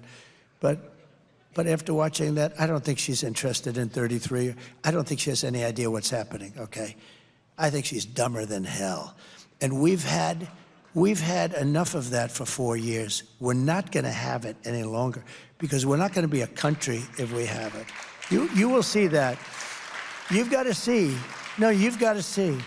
And to think that a member of the media under this big press corps where they get free licensing, they shouldn't have free licensing when they do that, and they change her answer. They take it out, throw it away, and put in a totally different answer in order to protect her, and they get caught. CBS should lose their license. You know, they have a license. They have a license which is worth billions of dollars, and they pay nothing. All of these networks, they're all crooked as hell. You saw that with ABC. They go after me, not her. They go after JD. How good is JD doing? Isn't he doing good? They go after JD, but not this character that calls himself a knucklehead. I've never seen that in a debate. He said, knuckle. I don't want to say I'm a knuckle, because if I say, well, I'm quoting him, they'll say, Trump just called himself. That's how crooked they are. So I say, well, actually, you know, it's amazing that he calls himself a knucklehead. Normally I'd say, you know, he calls. So I don't want to do that, because if I say that, they're going to say, see, Trump called himself a knucklehead. No, I don't call myself a knucklehead. I call myself somebody that wants to make our country great again. Very simple. The tax queen is demanding a shocking 33% tax hike on all domestic production. That means that everybody's going to leave our country and go to another country where they can pay 15, 16, 18, 19%. It's very simple. It's not that complicated. She wants the largest capital gains tax. Largest gains tax. Think of this. In the history of our country, she even plans to tax unrealized capital gains. Think of it. Unrealized. Think of what that means.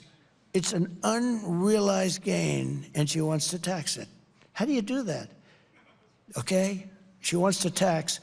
And a lot of people are rich, but they have no money, you know? They have good land, or they have something, or they put all their money into their business because they want to have a business that's going to get better and better and grow and grow. But they're rich, but they have no cash. Now they're going to have to go out and borrow a lot of money to pay a tax. They're going to have to get good appraisers. They're going to have to get a lot of accountants. The only one who's going to make money are appraisers and accountants and lawyers. But those people, they're all going to leave. They're all going to go to other countries. So if a company succeeds, it must give a lot of its value to the government. And if it doesn't succeed, the government doesn't take any risk. They don't lose, but they do lose, really, because they lose all those jobs and all of those important things. If the tax queen gets her way, every company in the United States will leave. I mean, they're going to leave. They're not staying here. There's such competition for companies. It's like a basketball player, a baseball player, a football player. There's a lot of competition, no different, just bigger numbers. Altogether, Kamala's $4.1 trillion tax hike is projected to reduce GDP by 2%, raise the typical family's taxes by at least $3,000 a year, lower wages by 1.2%, and kill at least 1 million full-time jobs. Other than that, I think it's quite a good plan. It's just crazy. I will not let that happen to our country. I will keep your taxes low and your job numbers high. That's what we're going to do. We're going to have the highest job. We had the highest job numbers in history in my administration. We're going to make that look like peanuts. The theft of our companies, factories, jobs, and wealth by foreign countries is over. We are not going to allow it to happen anymore. And many of those who left will be coming back, and they're going to be coming back fast. They want to come back. They want to come back. I produced that with the money. We took in hundreds of billions of dollars came back into our shores once I made that change on the tax law, which had to get approved by Congress, believe it or not. Next, to reduce costs for both manufacturers and consumers, I will remove 10 old regulations for every new regulation. Every time we put on a regulation, we cannot put it on unless, and I did that, and that's what gave us, we had it up very high. We had about 7-1, it turned out, and we had it up high. Now we're going to bring it up to a newer level, a higher level. And I will start by terminating Kamala's insane electric vehicle mandate on day one. It's killing our car industry. Kamala's EV mandate is killing the U.S. auto industry. It requires that within just a few years, 67% of all new cars and trucks must be electric. And it doesn't work for trucks at all. Because of their weight, their payload doesn't work at all. And because they can't go far. I was with the truckers recently because they came to see me because they don't know what to do. They say they want us to go all electric with trucks.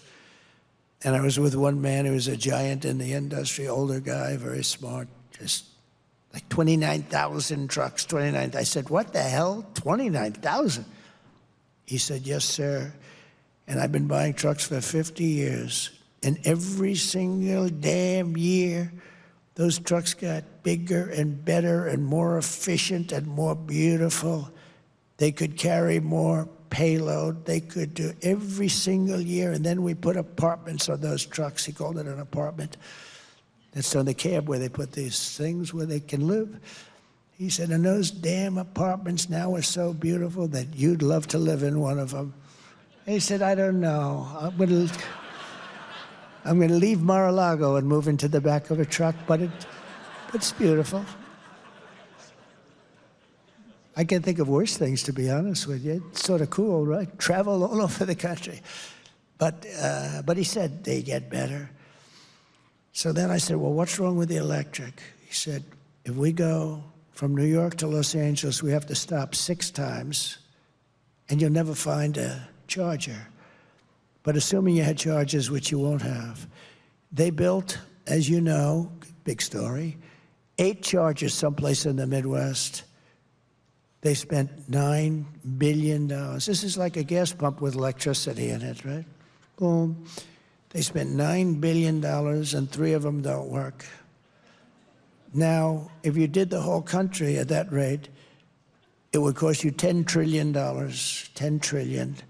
But they said, we have to stop 6 times, and they're long stops, much longer than fill it up like a tank. He said, with a big load of diesel, we can get all the way, and we can even start coming back without a stop. And the truck gets lighter as you go along. The other thing he said that people don't know is that an electric truck would be 2.5 times heavier because batteries are very, very heavy. And that would mean you'd have to rebuild every bridge in the United States of America because they're not designed for that kind of a weight. So every bridge in the United States would have to be rebuilt. And also, he said, a couple of other little problems. He said the battery is so big it would take a lot of our payload. We'd lose 40% of our payload. We'd have to have battery in there instead. I said, so when you tell them this, if you're a child and somebody said that, you'd say, okay, let's think about it in 10 years or 20 years from now. Doesn't work. He said, we tell them, they said, we don't care, just we want, you're going to order all electric trucks. This is like a dictatorship. These people are sick. Now they want to make our army tanks all electric. I saved the army tanks up in Ohio where they make them. And because I hated the fact that they were closing it. When I was president-elect, I got called from the great Jim Jordan, congressman from Ohio, in Lima. They have a plant that manufactures the army tanks. They were going to close it. And I looked, I went there, the complexity, the talent, the people they had working there was incredible. And I said, we're not closing this plant. And now it's the #1 producer. It's incredible. But now they want to make army tanks that are electric because they want to go into a country and blast the crap out of it in an environmentally friendly way. No, these people are crazy. And the problem is the electric battery is so big and so heavy that it would have to be in like a wagon that a child pulls. Behind the tank, they'd pull in a battery. And it would have to be, and it doesn't work. They want to make everything electric. And yet, think about it. They want to make everything electric, and I'm a big fan of electric. I think it's great. There are certain applications. I mean, Elon Musk endorsed me powerfully, okay? We love him.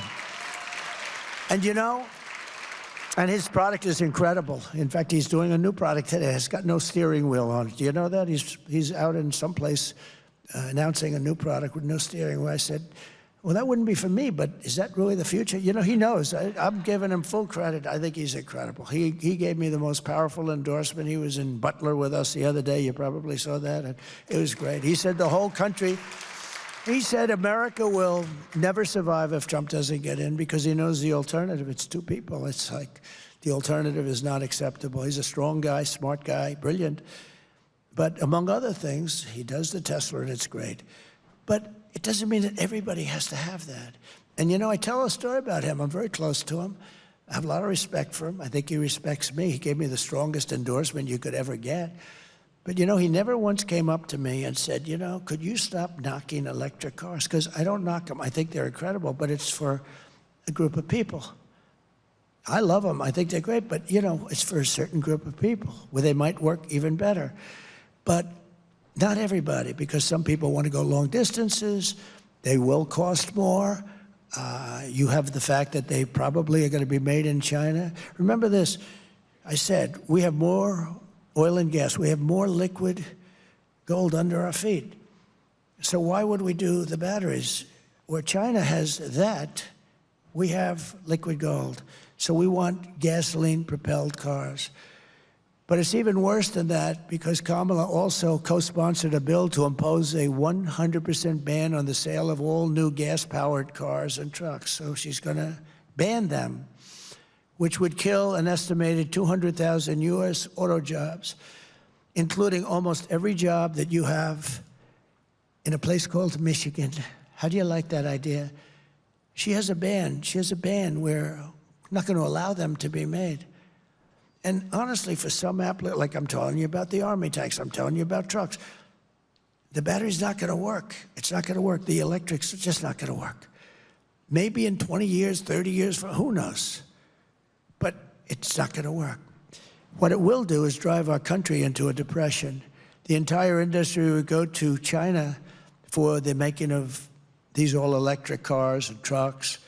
The auto industry would be non-existent or dead. It will be dead. It will never be able to survive. This is one of the major reasons why I've been overwhelmingly endorsed by the rank and file membership of the Teamsters, including 62% of the Teamsters members right here in Michigan. The rank and file of the Teamsters nationwide. The firemen, the policemen. The policemen, we have 100% of the police. I don't think there's one police person in the whole country that endorses lunatic. I don't believe there's one policeman in the country. We just got a 400,000 group of police. The Fraternal Order, it's the biggest group in the country.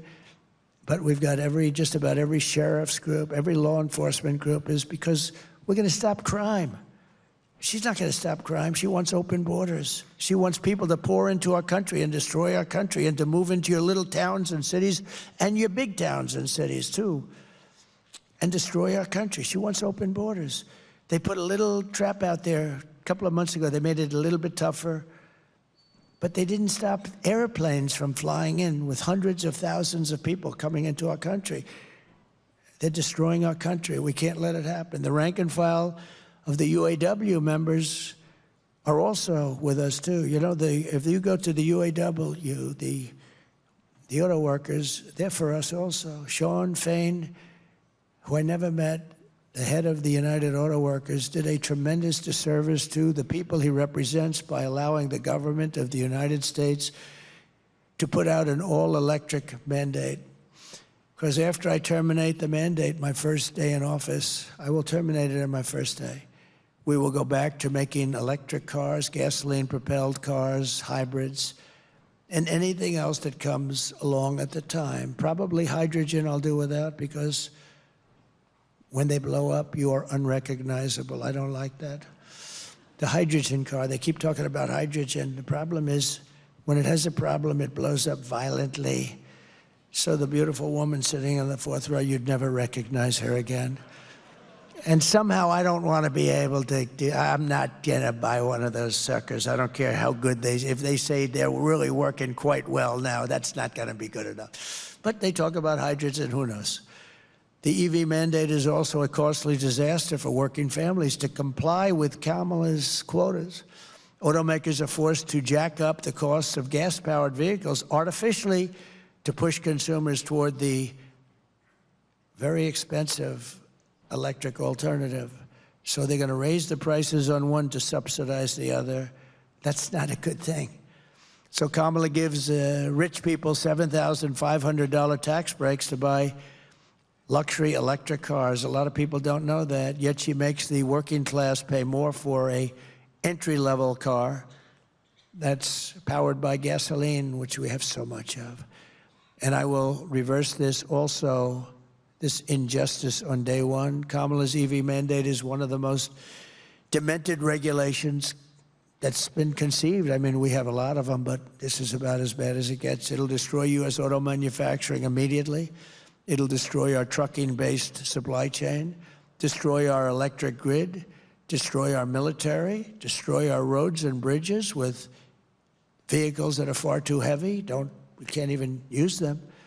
Destroy the state of Michigan, and it'll totally destroy our middle class. That's why I will not only repeal the federal mandate, I will also stop California from imposing any state-level mandate to ban gas-powered cars and trucks. And it's very simple to solve. Vote for Trump, and the gasoline engine will be here for a long, long time. They're going to be here for a long time, and they've got it to a point where it gives very little pollution, very little. It's amazing what they've been able to do, but it's what people want. It's much less expensive. It's what people want. The next part of our effort to bring back domestic manufacturing will be to restore the power, confidence, and the wealth of the American consumer. We have to let them be wealthy again. We have to let them make money, not give money like they did. That's also energy. What their stupid energy policies caused inflation, but also the fact that they gave so much money away that was a very bad thing to do. They thought they were going to buy people's votes. Well, they've already spent that money. And they paid for it, actually, more so because of the cost of inflation for them. Over the past 4 years, Kamala's inflation catastrophe has cost the typical family $29,000 in price hikes. So inflation has cost them $29,000. New and used car prices are up over 29%. Average interest rates for new cars has doubled and tripled and quadrupled. Meanwhile, repair and maintenance costs are up 32%. Car parts are up 22%. Car insurance premiums, what's going on with that? Some places it's up 100%. And the cost of gasoline is up 62%. By driving up prices and interest rates, Kamala's inflation disaster sent car payments way up and car sales way down. Your numbers are terrible, by the way. For the first time ever, the all-in cost of car ownership is now over $1,000 a month. Never been anywhere near that. More than 20% of the median worker's wage just to have an average car. This is a catastrophe for the American dream and a dire crisis for American automakers. One of my top priorities will be to quickly defeat inflation and make America affordable again. We will quickly defeat it. We have to bring down prices. I will cut taxes, slash regulations, curb wasteful spending, and unleash energy production. It'll all happen very quickly. This will rapidly drive prices down, lower interest rates, and put more money into the pockets of American consumers. It'll also bring your grocery bill way down. I have more complaints on grocery. The word grocery, you know, it's sort of simple word, but it sort of means like everything you eat. The stomach is speaking. It always does. And I have more complaints about that, bacon and things going up double, triple, quadruple. As part of this effort, I will pass major tax cuts for workers, including no tax on tips, no tax on overtime, and no tax on Social Security benefits for our seniors.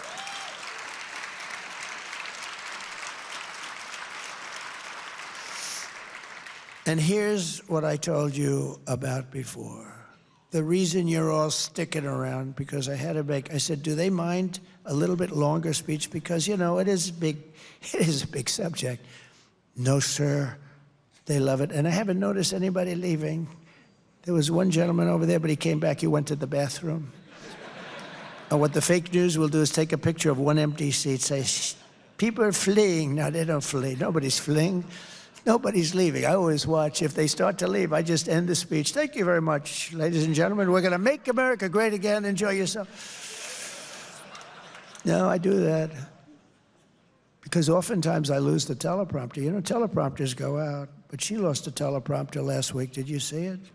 She was talking about 32 days to the election, and she goes, there are 32 days. Oh my God. I just lost a teller. 32. Then she, 32, 32, 32, 32. And I said, what the hell happened to her? And then the teleprompter kicked back on. 32 days to the election. You don't want this for your president. I lose teleprompters probably 5%, 10% of the time. Sometimes I'll be in front of 50,000 people. I'll lose a teleprompter. You got to wing it. You know what you got to do. And you can't say, I just lost my teleprompter.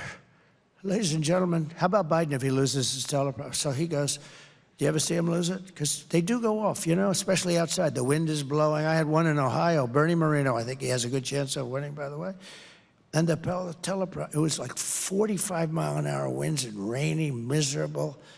And I'm saying, I can't believe. We had a tremendous crowd. In fact, he went to first place when I made that speech. And it's going back and forth like this. And you couldn't read it. You ever try reading it? And then they blew off the stage. I'm stuck up there. I said, ladies and gentlemen, we have just lost our teleprompters. I hope you enjoy the rest of the speech. And we made a speech, and all I know is he won. He ended up winning the primaries. I was right before the primaries. But this is what you've been waiting for, because today I am also announcing that as part of our tax cuts, we will make interest on car loans fully deductible.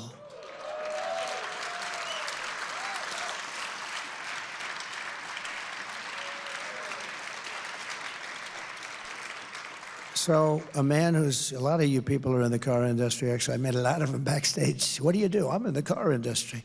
But a lot of them, and I told him about it, he's a very knowledgeable person. He said, here's a guy, he's done it all his life. He's sitting right over there, I don't want to embarrass him. But he said, where did you come up with that idea? That's the coolest thing. It's like the paperclip again, right? It's like the paperclip. Somebody comes up with a paperclip and everybody says, why the hell didn't I think of that, right? Somebody came up with a paperclip, I guess made a lot of money, and other people said, gee. But he said, you know, I've been in the car industry all my life. I've never thought about that. So we're going to make it fully deductible, the interest payments. That's going to revolutionize your industry. This will stimulate massive domestic auto production and make car ownership dramatically more affordable for millions and millions of working American families. This is a phenomenal thing, if I do say so myself.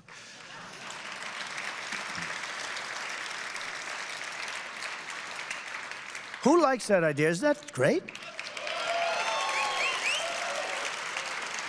Likewise, to help small businesses afford the work vehicles they need to get the job done, we will double the amount of equipment investment they can deduct under Section 179. You know what that means. So you're going to get tremendous deduction ability. This will be great for small businesses, and great for Ford and General Motors. It'll be great for them, and we'll sell cars and trucks and work vans like never before. You'll sell so much. Oh, those companies are going to like me, and I have nothing to do with them. I have nothing to do. See, another guy would have gone and seen them yesterday. Say, here's what I'm going to do. This is how bad they are. They're evil. Biden would have gone to see him. Hey, I have an idea, but he doesn't have those ideas. Well, Hunter gets $500,000 a painting, and he can't paint. He can't paint worth a damn, right? So that's worse. That's much worse. As we protect gas-powered cars, we will unleash American energy and bring prices way down fast. The day I take office, the word will go out, and we are going to frack, frack, frack, and drill, baby, drill. And Kamala Harris, she's been against fossil fuels all her life. She has no idea why. She has no idea. but she's been against, somebody told her. But Kamala Harris is doing the exact opposite. She's waging war on American energy, and she's imposed a natural gas export ban that I talked about with you before that's currently in effect, and she is right now shutting down power plants all across our country, ruining our country, ruining our electricity pricing and our grid. She's destroying our grid. Prices will soar by more than 100%, driving us into third world status, even as she forces us to only buy electric cars. Think of it. We don't have electricity. In California, you have brownouts and blackouts every week. And blackouts, I mean, the place is stone cold, broke, no electricity. And this idiot governor over there that I had to deal with that is really, I don't know if he's really for real. So you have blackouts, brownouts all the time, and now he wants to go 100% electric cars. And then if somebody wants to build some kind of a plant to make electricity, he'll make it impossible for the gas. What are they doing? They're destroying our country. They're destroying our country. If this continues, all Michigan manufacturing will be dead in absolutely no time. You won't have any manufacturing, because as that industry goes and as the energy goes, there goes your businesses. As president, my policy will be to maximum. It's going to be maximum energy production to achieve low prices and make the United States into a manufacturer.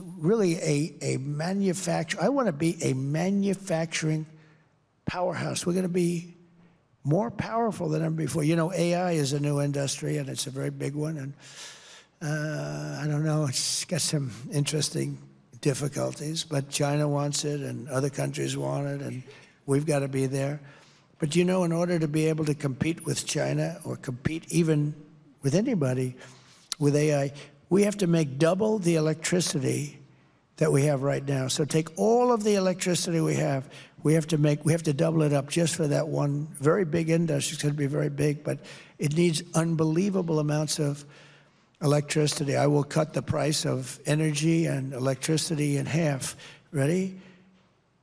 12 months from January 20th, I take office on January 20th, your electric bill, including cars, air conditioners, heating, everything, your total electric bill will be 50% less. We're going to cut it in half. And we have it. We have the power to do it because we have it. We don't need ships. We don't need long train. We have everything. We're going to have to build some pipelines because we can't transport it. But that's easy to do, and that's safer than trains. But we're going to get this done, and you're going to have, within 1 year, think of it, within 1 year, you're going to have electric bills and energy bills, and your gasoline for your car is going to be 50% cheaper than it is right now. That's a big thing. That's a big thing. But we will seriously expedite our environmental approvals. I will expedite them. If I have to, I'll just approve them and approve them, because they use that. You know, they use the environmental approvals to stop progress and quickly double our electricity capacity, and we're going to have it doubled and tripled. This will drive down inflation and make America and Michigan the best place on earth to build a factory. And finally, as we bring back our economy and our auto industry, and you're going to see an industry that's going to come back so fast. They all want to be here. But the laws and the regulations and the tremendous crazy taxes and the competition with other countries made it impossible. I will continue my first-term efforts to protect America from the threat of Chinese automobiles. I will stop Chinese and other countries produced automobile and autonomous vehicles. Do you like autonomous? Does anybody like an autonomous vehicle? You know what that is, right? When you see a car driving along. Some people do, I don't know. It's a little concerning to me, but the autonomous vehicles, we're going to stop from operating on American roads. Remember this, I will close the loopholes under Biden and Harris that are beginning to allow Chinese vehicles to creep into American streets. They're destroying Europe. Europe's car industry is being just decimated. This is not just a matter of economic security, it's a matter of national security.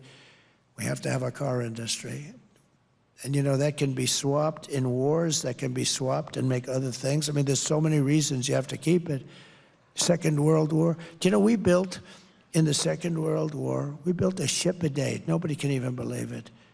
Today, we practically don't build a ship a year. We used to build the Second World War. We built a ship a day, freighters and things, but a ship a day. And today, it's crazy. We're going to get it back to a position where we can do things like that. This is how we will bring back our auto parts and bring back our manufacturing and unlock the destiny of the great state of Michigan. Michigan's going to be your biggest beneficiary for this. We're going to put America workers first, America's jobs first, American cars first, America factories first, and we're going to put the American people first. It's the first time in a long time you've heard that. From commerce to labor to FEMA. Boy, oh boy, have they been treated badly, the people of North Carolina and other states, Georgia a little bit. You get some governors that did a great job, but boy, the federal government let you down. I will work for Americans and only for Americans. I want to work for Americans. America first. It's a very simple policy, America first. When we do all of this, you will witness nothing less than the launch of a new American industrial revolution.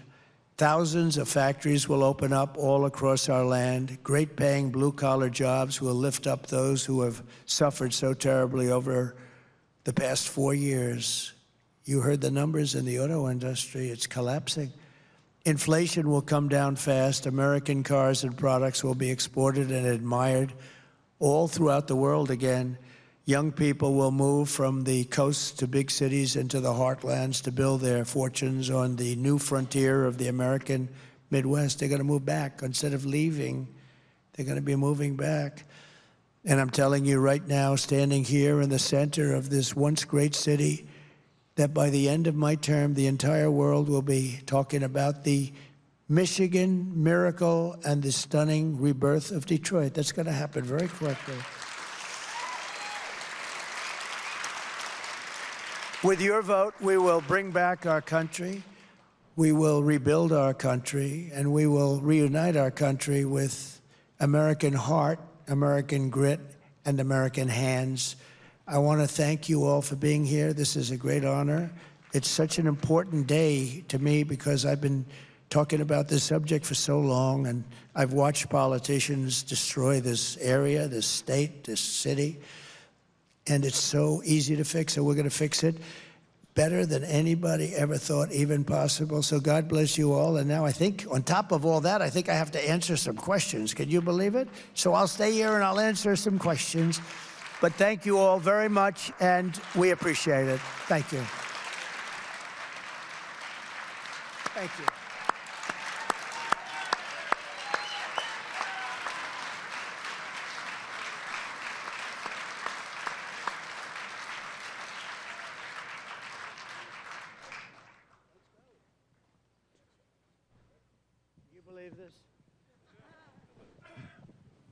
Well, that was a tremendous amount of information that you've given to us, and we'll see that the questions, you've really answered most of them already. I think so.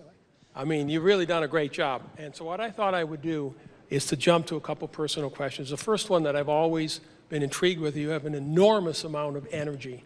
I haven't seen anybody like you in my lifetime that keep on going and going and going, in spite of sometimes some rather negative responses and forces here in our country. How do you do it? Like a bullet to the ear. So I had parents that were great. It's you have good parents, you sort of, I believe in that theory, it helps. But I have two parents that were energetic. They lived for a long time. They were around for a long time. They were great people, but my father had tremendous energy, and my mother did too. And it's a little bit that, I think, more than anything else. And I enjoy what I do, and I love this, despite I could be right now in the most beautiful ocean on the sand, exposing my really beautiful body, so beautiful, to the sun and the surf. Skin cancer, right? To the sun and the surf all over the world. And Or I could be in Detroit with you, and I'd rather be in Detroit with you, okay? That's great. Thanks. You know, we've known each other for a while, and I know your children and I have been just enormously impressed with their values, their lifestyles, and you did a great job raising them. How did you do that? Everybody here loves their kids, and you mentioned about creating an environment where we can pass our businesses down to our children, basically tax-free or something close to that. What did you do with your children to make them so responsible and so involved in everything that you do? Well, I'm fortunate in that, you know, they're smart children. Many of you have smart, and some will have some that aren't so smart, and you have to understand that happens too, and that's all, and you're going to love them just as much. But, you know, I have smart children, and they've been good academically, et cetera, et cetera. But very importantly, I would always tell them, no drugs, no alcohol, no cigarettes. No drugs, no alcohol, no cigarettes. And they'd go out, and Ivanka would say, Dad, stop telling me that. I said, I'm going to tell it to you every time I see you.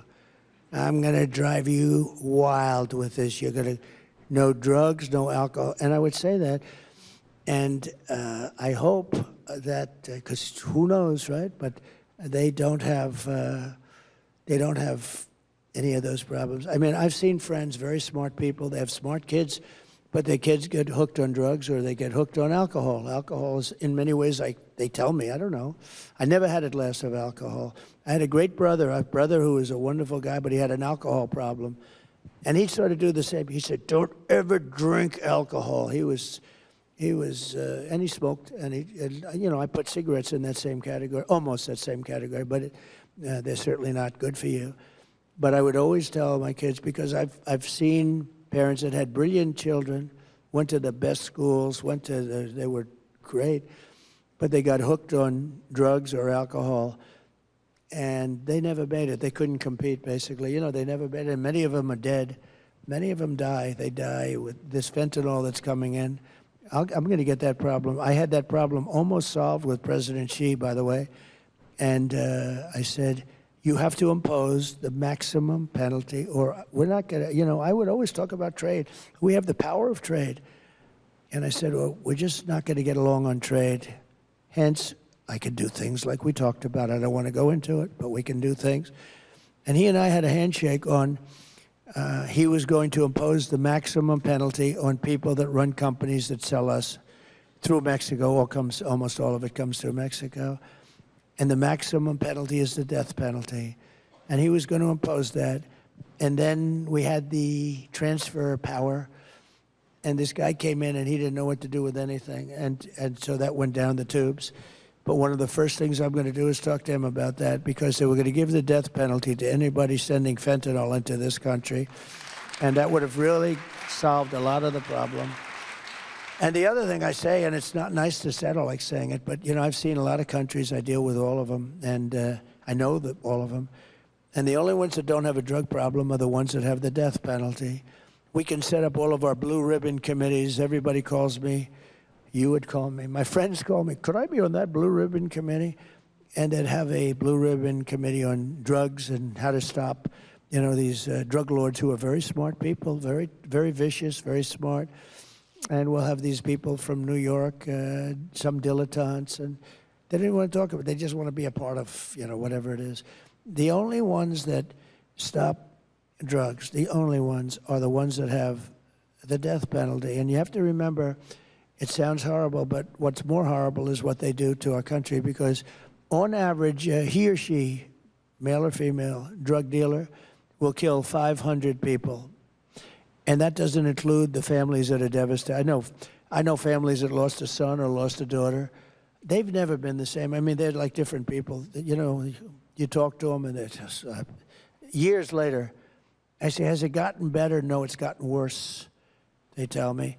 And there's nothing worse than that, and nothing worse than that. And it's because of drugs. It's because if you know, maybe it's too much for the American people to go with, but I will say this, the only countries that solved their drug problem, China, I went to President Xi, I said, so First time I met him, I said, do you have a drug problem? No, no, no, no, no. 1.4 billion people. And why don't you have a drug problem? He says, death penalty, quick trial. What's a quick trial? The dealer is immediately put on trial. They don't have 9 years of legal and then another 9 years of appeals, 22 years later, and then they're released. No, this is, they don't play games, and, it's a tough deal. But he said, quick trial. I said, what is quick trial? Immediate trial. And you know what the drug dealers do? They say, hey, let's get the hell out of here fast. They don't play games. They don't play games. They even send the bullet to the family, and they make them pay for the bullet. They make them pay for the bullet. It's vicious, but they have no drug problem. With 1.4, they had a drug problem for centuries, with the poppy fields, with all the things. But countries were taking them over that were much smaller. They were being decimated because everybody they had a tremendous drug problem. But it stopped years ago, and it was the death penalty. And I can tell you, we could set up all the committees, blue ribbon, and headed by so-and-so, a society person from Madison Avenue. But I will tell you that it's a waste of time. The only thing that's going to stop, and we got it down. I got it down 19%. That's great, but but it's not like I got it down, and we worked like hell. We had so much security in the border. We had the German Shepherds. There's a certain dog, a certain type of German Shepherd. So they have millions of dollars worth of machinery, and they have a dog, and it's a certain German Shepherd. Some of you know what it is. It has a sense of smell that's so incredible that the machine is nothing by comparison, nothing. And it's incredible to see. Incredible. But we watched it very closely on the border. We had a lot of dogs that did this incredibly well. And we had a lot of very expensive machinery that did it good, not great, but they did it good, not nearly as good, believe it or not. And we had it down about 19%, and that was it. It was very tough. With the death penalty, you would eradicate drugs in this country. But and I talk about it a lot. I say that because maybe people have to get used to it because it sounds harsh. But when you think of it, if they do kill on average 500 people, everybody in this room knows a lot of people that they lost a child or sometimes a father or mother, but they've lost a child to fentanyl. And that wouldn't have happened if we had the death penalty. But the country's going to have to tell us that they're ready for it because, it's a pretty big step. You mentioned the Abraham Accords and Israel. This community is one of the largest Arab communities in the United States here, Dearborn, Michigan. And we have a thriving and very, very large Jewish community. Upon your inauguration, what will you do to accelerate the Abraham Accords and peace in the Middle East? What can we possibly do at this point in time to change the direction right now and move forward? It's got to change. It's got to change fast. Also, the Abraham Accords, well, we did that. Nobody believed it. We had 4 very important countries early on, and we would have had all of them in. I even make the statement, I said it the other day, I even think we would have had Iran in, if you can believe it. I really believe that because they were ready to make a deal. Biden lost an unbelievable opportunity. And now they're very rich, and I don't know, they view it perhaps differently, but, I wouldn't necessarily say they're doing so good either. But I will tell you this, we have to have peace throughout the world, and if we don't have peace throughout the world, we're not smart people because it doesn't make sense. I've stopped a lot of wars from starting. I was very proud of that. People don't know, but there are countries that were going to war, and I stopped them using trade to stop them. I used trade. I threatened trade. I'd say, you're not going to do business with the United States if you do. There's countries that have been fighting for centuries, essentially, and stop, and then they go and kill a lot of people. Crazy, but I've stopped a lot of people. And but the Abraham Accords were very important, and you had really peace. You had the Arabs and the Jews getting along, and those are for the 4 countries. Now, it should have been many countries right now. It's still the same 4. Think of it. When I left, we were going to sign people as fast as you can think, and they could have done the same thing, but they didn't have the talent, they didn't have the administration to do it, and they even agreed it was a good thing. It was a good thing. It was actually a great thing. If I were named Obama, I would have had the Nobel Prize given in 10 seconds. He got the Nobel Prize. He didn't even know what the hell he got it for. Remember, he got elected. Well, so did I. He got elected, and they announced he was getting the Nobel Prize. Remember, he said, "Oh, what did I do?" He didn't know what the hell he did. He got the Nobel Prize for doing nothing, for getting elected. But I got elected too. And you know, if I think of that, we did something, the Abraham Accords, unprecedented. Nobody thought it was possible. And I'm not saying want or not. I'm just saying if it was anybody else, liberal, Democrat, they would have had it before the damn thing was even signed, you know. So there has to be fairness, and I don't care about it. I'm not looking for it. I'm not politicking for it. I'm just saying that there's a lot of unfairness in this world, and I think when you do things, you should really be, you can have peace in the Middle East. You can get along. This was a start. This would have been so important if you could have had almost all of the countries, and maybe even Iran. I mean, Iran would be the outlier, but maybe even Iran at a certain point. I really believe I could have gotten them all, including Iran. And Iran, everybody would have been happy. You would have had peace in the Middle East. And you would have had the Arabs getting along with the Jews and the Jews getting along with everyone else. It would have been so beautiful. And they wasted this great opportunity. It's so sad. So we have time for one final question, and it's a DEC tradition. We have many young adults and students in the audience today, and so I want to end with this final question. What advice to your 25-year-old self would you give to the young people today, and especially the ones in this audience? Okay, so I met some people backstage who were young and some really beautiful people, great people, smart as can be from colleges and schools. And I think what I'd do is I'd listen to the speech I made, and I'd say maybe, because they really would like to stay here. They grew up here. And I'd follow.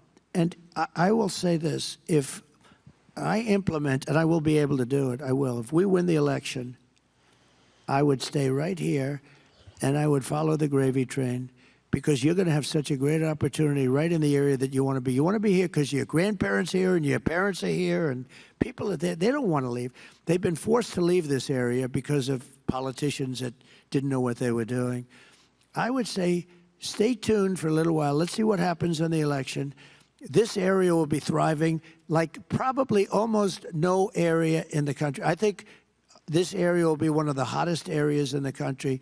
And I think you can stay here. You'll get a great job because we're going to have a lot of opportunities right here in Michigan, and you want to stay here because of your parents. A lot of them really, they told me backstage, I'd love to stay here, but there's no real jobs here.